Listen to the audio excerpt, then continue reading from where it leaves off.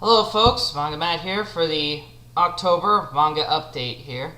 Let's begin here with a series I always pick up and read immediately. Vinland Saga. This is volume 5, which collects volumes 9 and 10 from the Japanese release. I mentioned in the last volume that where it ended was a very strange and kind of interesting place, and yeah, it definitely continues on that path here with Thorfinn.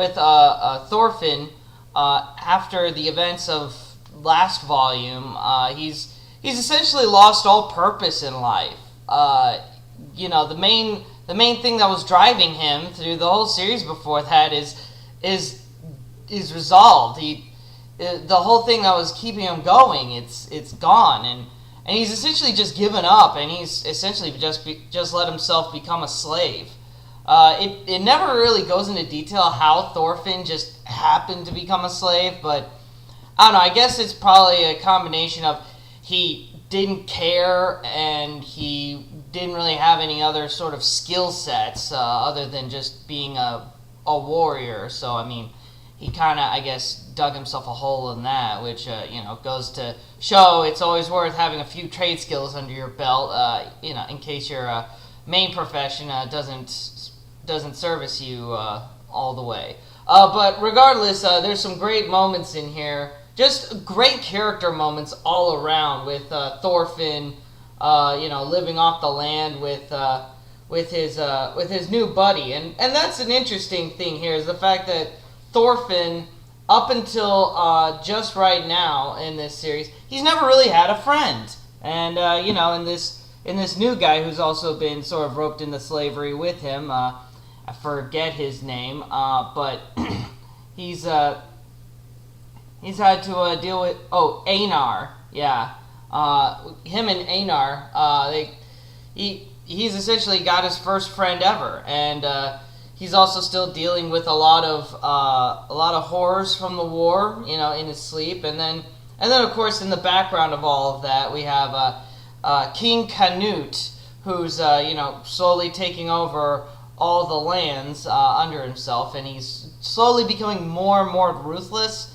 But it's understandable given that ruthlessness is kind of the only thing that a lot of these scattered tribes even respond to. So it's kind of a moral gray area, which is very interesting for this series. It's still worth picking up, even though this volume in particular, and maybe the next one to come, probably won't have a lot of action in it from the previous, but it's a very interesting new kind of turn, and especially coming from Makoto Yukimura, who worked on Planetes, it can't be anything less than outstanding. Then let's see, next up we get Flowers of Evil, Volume 11, which I honestly, this is the first time I think this has ever happened to me, and it's entirely because I just wasn't paying attention to anything in description boxes or Wikipedia entries or anything. This is the last volume. This is the last volume of the series. I literally read this and it didn't get to me until like the last chapter that this is the last volume. I was literally reading this the whole time going, yep, okay, well, this will end and then we'll get to the next volume and see where that goes.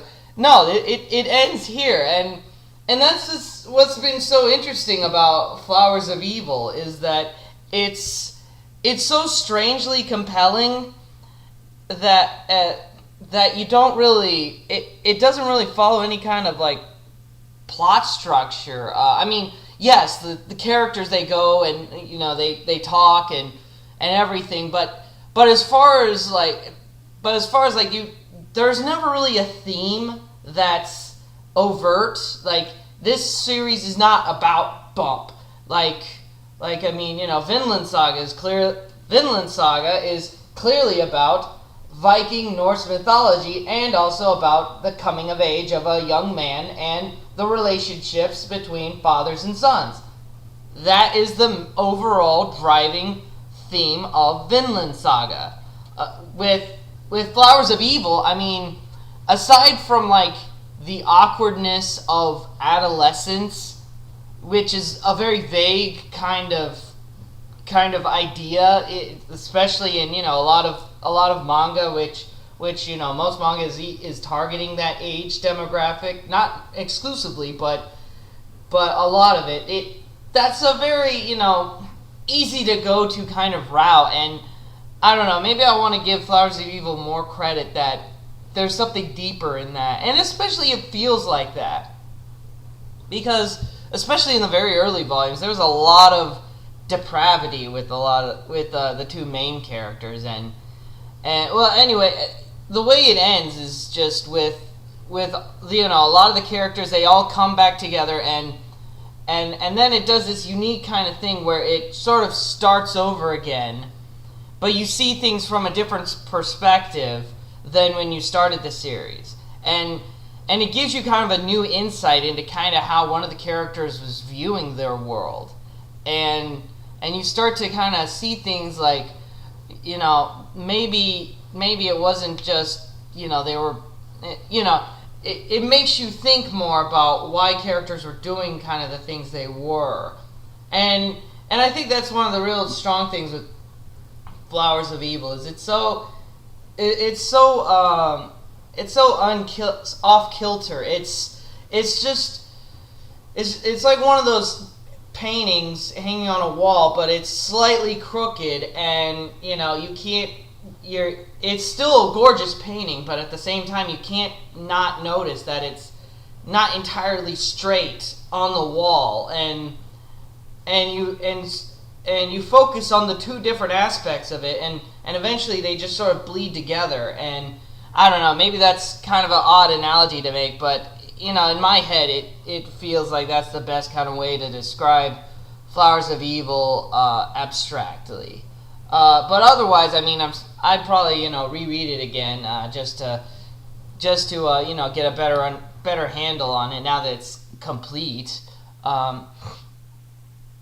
And he even the author even says that he just felt it was a good place to end the series. Not necessarily that he couldn't go on, but I mean, I follow his sentiments. It really did kind of go downhill after about the halfway point in it. So I mean, it probably was for the best that he stopped where he did. But then, let's see, next up we have Deadman Wonderland, Volume 5, with a lot of big upsets going on, especially with Ganta and the gang, as they still try to enact their prison escape plan that's slowly unraveling, and, finding out a lot of characters, turning, and then a lot of other characters just flat out going insane or even dying. And it's a really interesting and compelling volume, just adding to a lot of suspense, and also Ganta kind of learning a little bit more about his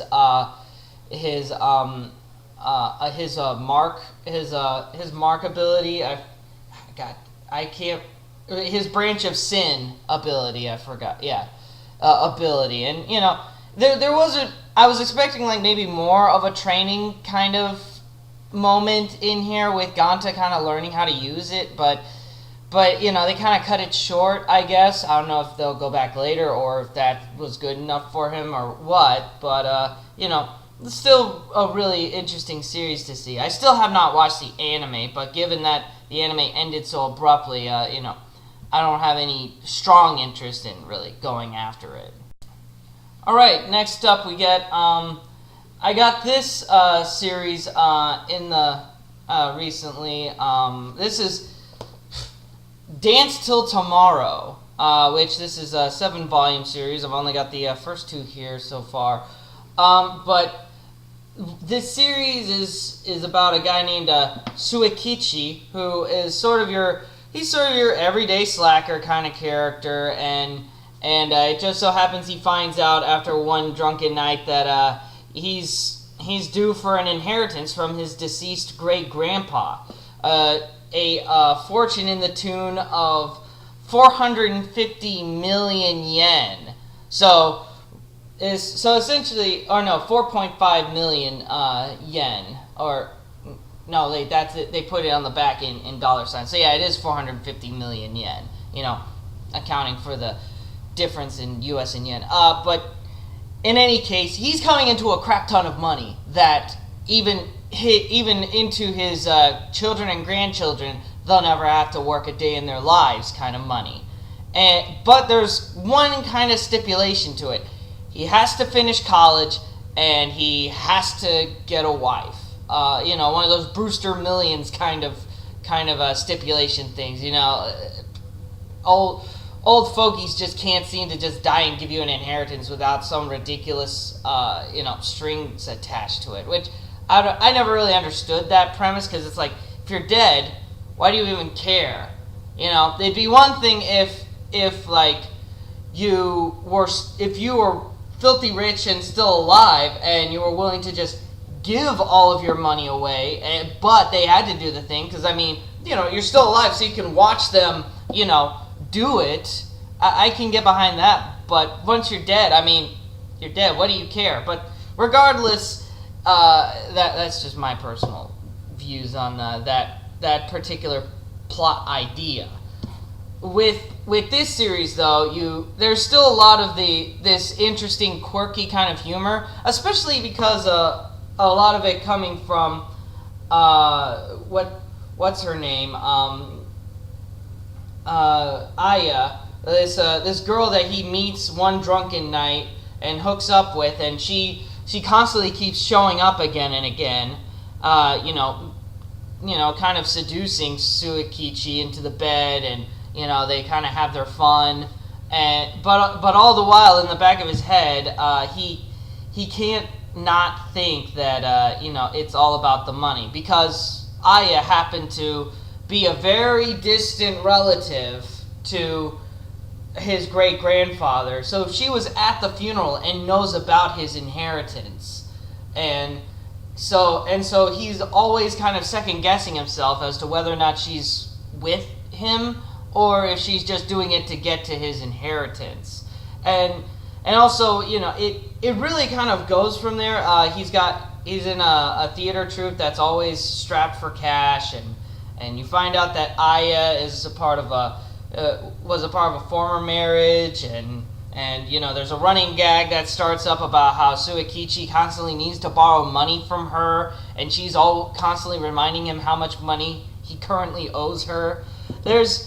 If you're familiar with Mitsutiru Adachi, who worked on Cross Game and Short Program, and also some of those early Rumiko Takahashi series like Meison Ikoku, there's a lot of very similar kind of romance humor going on without it ever getting too zany or too ecchi. It's a very good kind of blend, and I'm really loving it a lot. It's only 7 volumes, so we'll kind of see how that goes. Then let's see. Next up, we get finally finished this series. This is House of Five Leaves, volumes 3 through 8, which finishes the whole series. It's interesting that this series I didn't think I would like, especially in the beginning. I did not think I would like it, but it really grows on you as the series progresses. I mentioned it before, if you're looking into this series expecting any kind of samurai fighting action at all, don't. There's no sword action. There's no ninjas. There's no martial arts, kung fu, anything. This is all just dark, kind of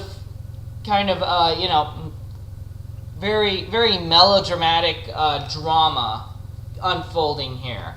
You have a group of these very estranged people who have all decided to come together and form their own kidnapping ring called the House of Five Leaves, with their newest member, Masanosuke, who finds himself kicked out of his former title as at his house, and he's essentially just been reduced to like a vagabond because he has sort of this hang up about performing his swordsmanship in front of people, and so he was kicked out of his house and stripped of his title and everything. And he finds these people, and he sort of decides to go along with them, mostly because he's instantly drawn to their leader, Yaichi, who is this very small, kind of frail man, but has this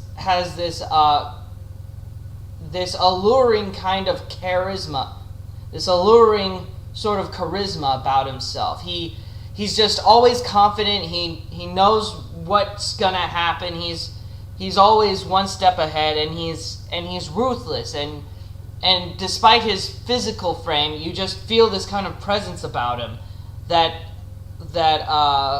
demands authority. And Masanosuke, he's both intrigued by that and also hopes to emulate some of that, recognizing that as a part of his own character that he's sorely lacking in. And it goes from there. You find out more about each character of the Five Leaves and their backstory and the various choices that they made that led them down that kind of a route. And then also things come to a head when certain people find out about the Five Leaves and expect to do certain things and get certain things out of that information, knowing who's in it and who's not. And it all has a very satisfying and glorious climax. If you were already a fan of Natsume Ono from Not Simple or Restaurante Paradiso or the like, definitely check it out. It's her longest work.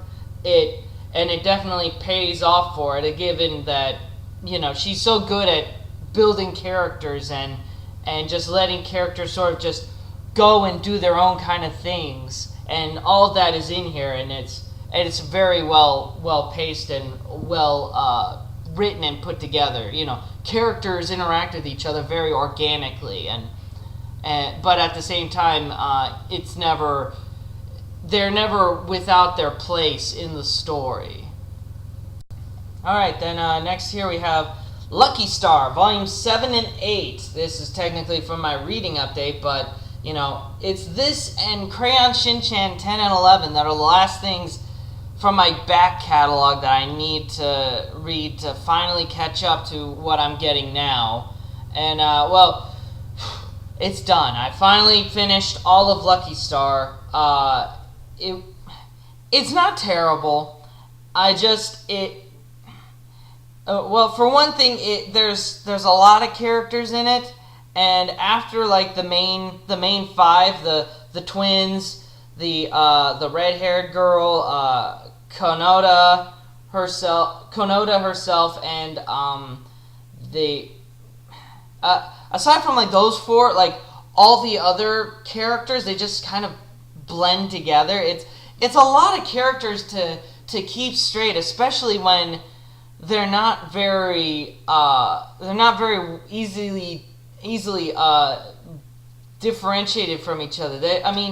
If you look at the art style for just these three alone, if you were to just take away the hair and just do that, like facial wise, they're unrecognizable. And even South Park joked about the fact that all the characters look the same without the different hats. But they're not trying to make a comic out of South Park. They know that those characters need the voices. They need that to make them unique. And also, that's only the main four boys. Aside from them, most of the other characters in South Park are easily definable, by their facial features. With this, again, it's the problem of I can't tell which characters are which a lot of the time, and that kind of jars me because I'm sitting there reading the panel and it's like, who's this again? What are they doing? Oh, whatever. And it's that, while also a lot of very Japanese-y kind of story plots and setups. Like they reference, Japanese baseball teams and various kind of things going on in the culture. Very, current wise. It's, it feels like if I didn't I'd have to do a lot of extra research to even get some of these jokes, which if you have to look something up to get the joke, then and the joke doesn't stand on its own merit, then that's kind of a shortcoming, in my opinion. I mean, it's not the worst thing. I did laugh a few times here and there. It's just I didn't really get a lot out of it. But I mean, there's not a lot of 4-panel manga out there, so I mean, it's good for just giving that kind of different flavor to it, I guess. All right, then next up we have Naruto 67 with some big epic showdowns with Naruto, his dad, and Sasuke, and all of the rest of the guys just hammering into the Ten Tails beast, and also we get a neat little backstory talking about actually the origin of most everything, especially the Sage of Six Paths, and what is chakra, where did it come from, a lot of that kind of detail. So I mean, again, it's still really great, especially because I heard that Naruto is supposed to end like next month. The manga series is supposed to end, and this series has been going on so long. It's almost like, I don't know. It'd probably be like if I suddenly found out that they were having a final season of Simpsons. Like if Fox announced that, I would have to go and watch every single episode of that final season when it airs. It would be that big of a deal for me. Naruto was the first manga series I ever got. Volume 1 was the first one I ever bought. And, it's kind of like seeing the end of an era. It's kind of, overwhelming in that respect.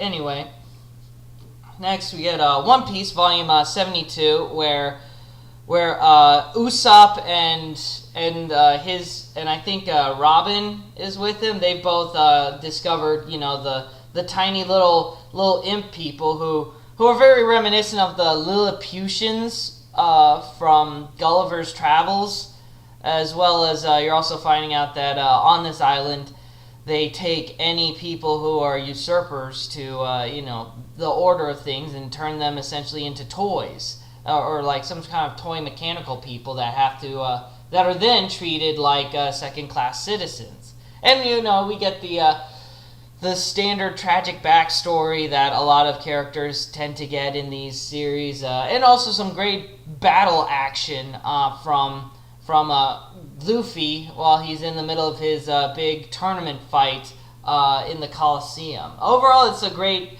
entry. It's still kind of going along as it does, waiting for kind of the big aha moment to arrive in it. Let's see. Next up, we get Higurashi When They Cry, Demon Exposing Arc. Now, this is a single volume, and it's essentially a side story from all the other Higurashi stuff going on. So there's no Shion, Mion. There's no any of those other major characters except for the old detective guy. The old fat detective guy is there. But honestly, it's also kind of the best volume I've read of the whole series. I mean, the whole point of this is that you have Natsumi and her family who have decided to move away from Hinamizawa and have instead moved into the city. But as they move away, they're hearing on the news about all these tragic things that have happened in the village, and all the people in Hinamizawa are kind of going crazy, and essentially it's a very bad time to admit out loud that I'm from there. It'd be kind of like, I guess, it being the 80s and admitting that, yeah, I'm from the Soviet Union. oh, they do those things in Soviet Union, right? Those kind of not so great things, and you're kind of from there, so you kind of believe it, and it's kind of like, no, we're not like that. I mean, it's just different. But a lot of that paranoia and everything kind of just builds and builds and builds, and some of the family members they just kind of lose it, and especially kind of the way the twist kind of ends with it. It's also very poignant and unique. If you have no interest in ever getting like the full story of Higurashi, if you just don't want to get the whole series and you just want like this kind of condensed version of kind of the best of the best, this is it. Get this. You can get this and pretty much just go with it. There's almost no kind of backstory that you ever need to have. Some of it, it helps flavor it a little, but it's its own thing. It doesn't tie into the other series. So, if you're a completionist in that main series, this isn't necessary for that. It's its own little side thing, and I really love it a lot. I'm on the last arc of Higurashi, and I think this will still stand as like the best one. It's definitely the most horrific. A lot of people might complain that Higurashi isn't really horror, that it's more like suspense and thriller, because nothing truly horrific really happens in the series aside from like maybe one or two things, which is kind of weak. In the whole horror sequence of it, it'd be kind of like if in Saw they only had like the one trap per movie, like at the somewhere in the middle, like just the one trap, and then everything else is just story. You could say that's kind of how Higurashi is. It's kind of light on that, but definitely with this volume, there's some definite really scary crap going on in here. Some very disturbing stuff going on in here. And it really does sell it. The artwork really sells it.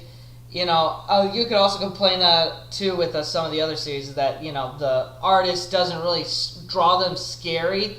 I would say this is probably the best artist, the best story, the best everything for a true horror piece. From that series. Definitely pick it up. It's not that expensive either. It's pretty easy to get. Alright, then next up, The Legend of Mother Sarah. This is 8 issues. This is 8 issues long.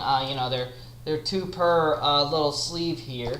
And this was a Katsuhiro Otomo penned, but he didn't draw it.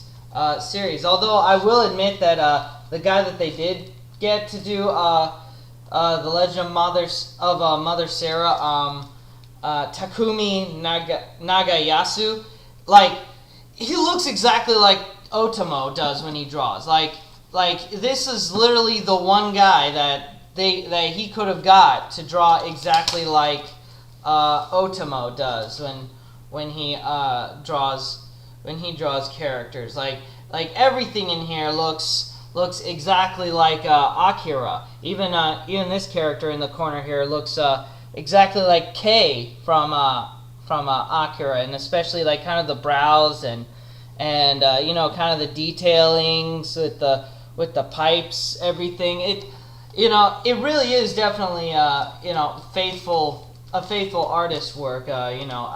You really couldn't ask for a better guy to work on it. As far as the plot goes, essentially it takes place in kind of this dystopian wasteland future where essentially there were these 2 main factions that were fighting over the rights for over what should be done about Earth. They were essentially on a space station. Let me see there. Every issue thankfully has a little prologue. Essentially, the colonies orbiting the Earth established a new homeland after Earth got wrecked, and the colonists then decided they broke into 2 main factions who essentially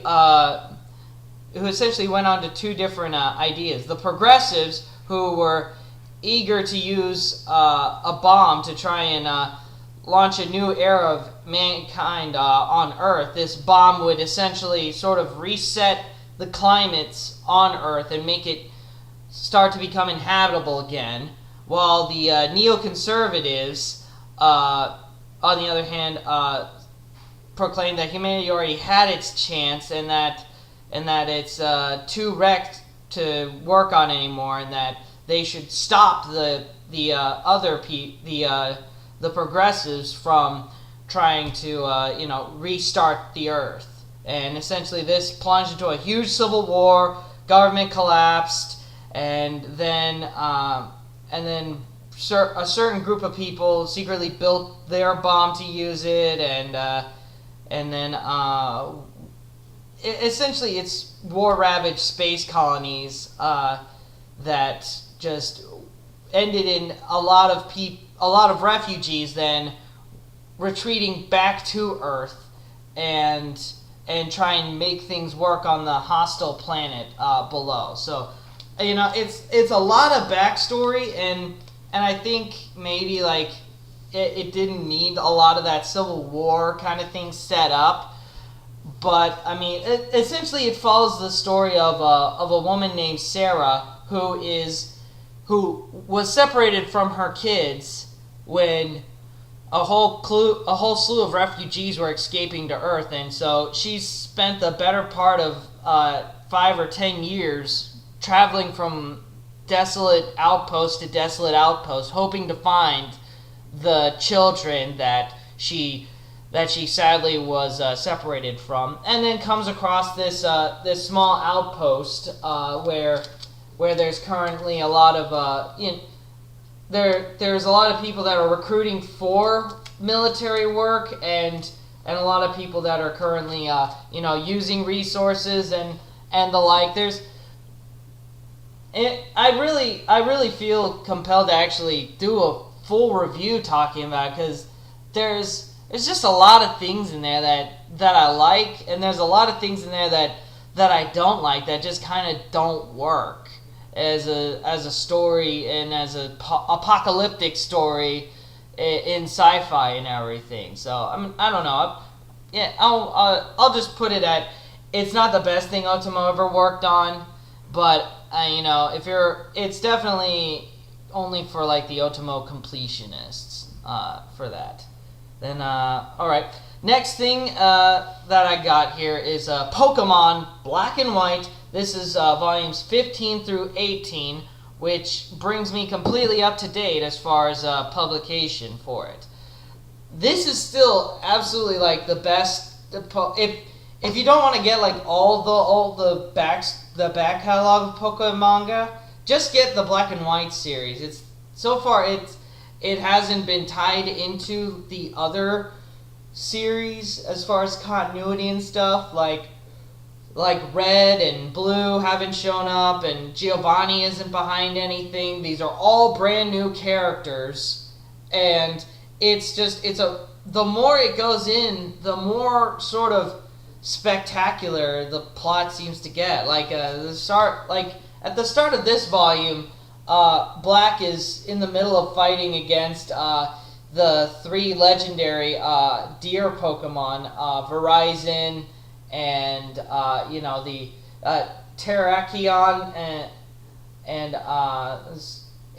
Cobalion, and sort of their prejudice against man. And interestingly, it ties into a lot of Pokemon fan theories, especially because these 3 Pokemon are very wary about man and being associated with people because of the wars that they waged with Pokemon in the past, which again ties into the Pokemon fan theory that in the times past there was this great Pokemon War, which again is referenced by Lieutenant Surge in Pokemon Red. So little nods like that are very interesting and unique to sprinkle into a Pokemon manga.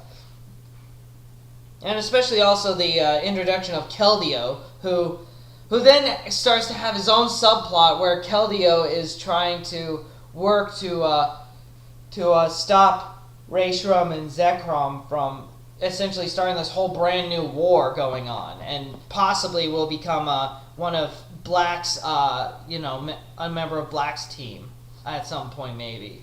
And then a lot of these next volumes then go into Black being put into the Pokemon League tournament to actually face off against the Elite Four. And essentially that's kind of where it ends at over here.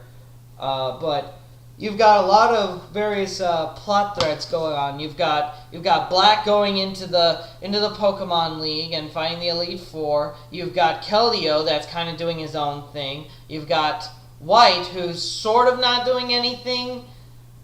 I don't know what she's still doing as of yet. But then you also have, N, who's got his own agenda, and also Team Plasma. So there's a lot of different things going on at once, but it surprisingly keeps it all very focused. I really dig it a lot and definitely pick it up. You can also again pick up they're re-releasing them in these little 2-in-1s where they're the same size as like a regular volume in that size. They're up to I think volume 5, which brings you up to I guess volume 10 of these little mini series. But then also you can pick up like the big little blocks that are like $20 for 7 of them. So that's also a good way to get them too. So anyway, that's all I got for now. So check you next time.